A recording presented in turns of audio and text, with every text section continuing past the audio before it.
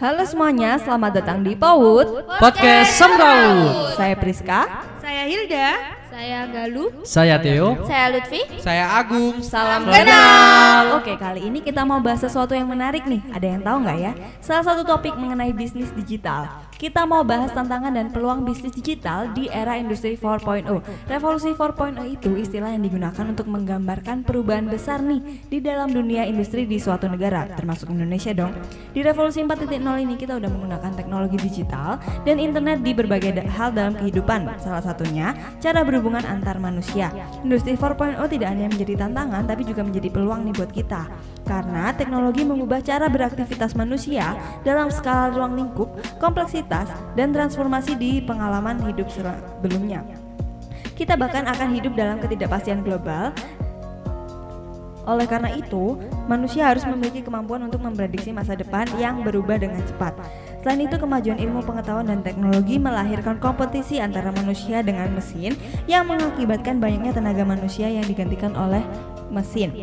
Dan akibatnya banyak pengangguran ya guys. Dalam menghadapi industri 4.0 ini, Walter mengidentifikasi 5 tantangan, yaitu masalah keamanan teknologi, informasi, keandalan dan stabilitas mesin produksi, kurangnya keterampilan yang memadai, ketidakbersediaan para pemangku kepentingan untuk berubah, dan hilangnya banyak pekerjaan karena otomatisasi. Untuk menghadapi tantangan revolusi 4.0, setiap orang harus peka dan bijaksana, bukan hanya mencari lapangan pekerjaan, tapi harus mampu menciptakan lapangan pekerjaan sendiri. Namun, pemangku kepentingan juga harus merespon perubahan dengan aktif dan bisa mengelola tantangan menjadi peluang.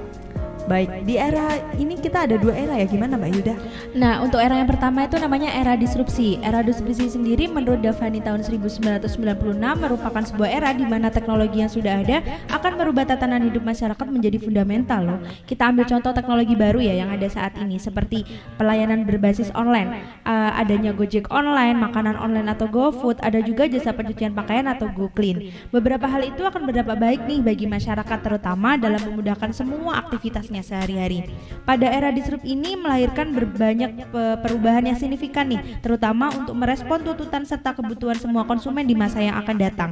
Hakikat perubahan disrupsi ini tidak hanya ada pada perubahan strategi saja, namun juga aspek fundamental bisnis lainnya. Karena domain dari disrupsi ini menambah aspek mulai dari struktur biaya, budaya, sampai pada teknologi industri. Dampak positif dan negatif dari disrupsi ini tidak hanya mengganggu dan juga merusak pasar yang telah ada, tetapi juga akan mendorong pengembangan produk serta layanan yang tidak terduga pada pasar sebelumnya, dan juga dapat menciptakan konsumen dengan beragam serta harga yang akan semakin murah. Untuk era yang satunya itu gimana sih Kak Galuh? Nah, sekarang kita berbicara mengenai abundance atau keberlimpahan. Nah, perlu kalian ketahui bahwa kemajuan teknologi selain mengganggu dan merusak tatanan yang stabil juga akan menghasilkan banyak sekali inovasi yang sangat berlimpah di masa mendatang. Nah, sekarang ini kita sedang berada di era transisi antara era disrupsi menuju era abundance atau keberlimpahan. Seorang CEO founder Singularity University bernama Peter Diamandis membuktikan terdapat 6 tahapan atau 6D of exponential growth, yaitu yang pertama digitalization. Apa sih digitalization ini? Digitalization ini merupakan perubahan dari analog ke dunia digital. Maksudnya dari kita yang semula apa-apa manual jadi serba ke digital. Yang kedua, deception, terjadi perubahan digital yang sangat cepat. Yang ketiga, disruption, perubahan yang cepat akan bereaksi kemana-mana. Yang keempat, dematerialization, reaksi tersebut menyebabkan transfer pada fisik ke digital cloud atau aplikasi digital. Yang kelima, demonetization, ketika maraknya digital cloud, nilai kemajuan teknologi semakin murah dan mudah dijangkau kemana-mana. Dan yang terakhir yaitu democratization, yang menyebabkan munculnya free economy. Seperti di Korea, terdapat wifi di mana-mana dan digratiskan bagi masyarakatnya. Ngomong-ngomong soal tantangan bisnis nih di era revolusi industri 4.0 ini sebenarnya bisa menjadi peluang bagi bisnis jika disikapi dengan benar. Kemudahan akses teknologi informasi membuat seluruh orang dapat terhubung dalam jaringan sosial dan informasi dapat meluas dengan cepat. Intinya ketika kalian ingin menyikapi revolusi industri ini sebagai peluang, maka kalian perlu memiliki daya cipta dan kritis dari jutaan informasi yang telah tersebar untuk dimanfaatkan. Create new things and the world. Kalau ngomongin entrepreneur, jelas jati dirinya adalah kreativitas dan inovasi. Dan semuanya itu dapat dilakukan kalau mereka kritis dalam menciptakan sesuatu. Melalui internet dan sistem informasi, tidak ada lagi tembok pemisah antara penjual dan pembeli di seluruh dunia. Dan untuk memulai dan mengembangkan bisnis digital, semua unsur revolusi industri 4.0 seperti online teknologi, internet teknologi, AI, big data, itu semua harus dimanfaatkan dan yakinlah UMKM kita akan maju kalau mampu berkreasi, berinovasi, kritis, dan menciptakan peluang bagi bisnis mereka ketika merespon revolusi industri ini. Ngomongin peluang bisnis nih, mungkin teman saya yang lebih paham soal ini. Silahkan Mbak Lutfi. Nah, jadi gini, yang kita tahu perkembangan industri teknologi informasi dan internet di Indonesia ini sangat memuaskan dan juga berkembang pesat.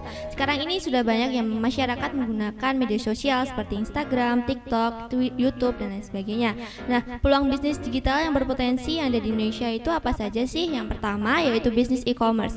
Bisnis e-commerce ini merupakan toko online yang menjadi sarana bisnis retail untuk bisa berjualan secara online. Nah, pada bisnis e-commerce ini kita juga bisa menyediakan jasa pembuatan toko online untuk pedagang offline yang kesulitan dalam menawarkan dagangan mereka di online. Untuk yang kedua yaitu ada marketplace. Nah, untuk marketplace ini sedikit berbeda dengan e-commerce ya teman-teman. Kalau e-commerce itu penjualnya hanya satu, sedangkan marketplace ini banyak penjual dan banyak barang yang ditawarkan. Contoh dari e-commerce ini adalah web dan juga blog pribadi, sedangkan marketplace itu contohnya adalah Lazada, Tokopedia, Shopee dan lain sebagainya. Lalu ada juga transportasi online. Transportasi online ini merupakan peluang bisnis yang menarik dan banyak diminati oleh masyarakat. Seperti yang kita tahu sekarang ini sering tingginya pergerakan manusia, transportasi juga semakin mudah dan praktis. Contohnya antara lain Gojek dan juga Grab. Lalu ada juga akomodasi online, merupakan peluang bisnis yang menarik juga dikarenakan objek wisata yang kita kunjungi itu membutuhkan layanan akomodasi yang mudah dan juga cepat. Contohnya antara lain Traveloka. Traveloka ini membantu masyarakat yang membutuhkan akomodasi seperti transportasi, hotel, makanan, objek wisata dan lain sebagainya. Lalu ada juga digital agency. Digital agency ini sangat diperlukan untuk kita yang ingin memulai ke online, berfungsi untuk memberikan solusi untuk kita yang mengalami kendala. Contohnya adalah bagaimana sih memasarkan produk, lalu bagaimana sih teknik memasarkan produk.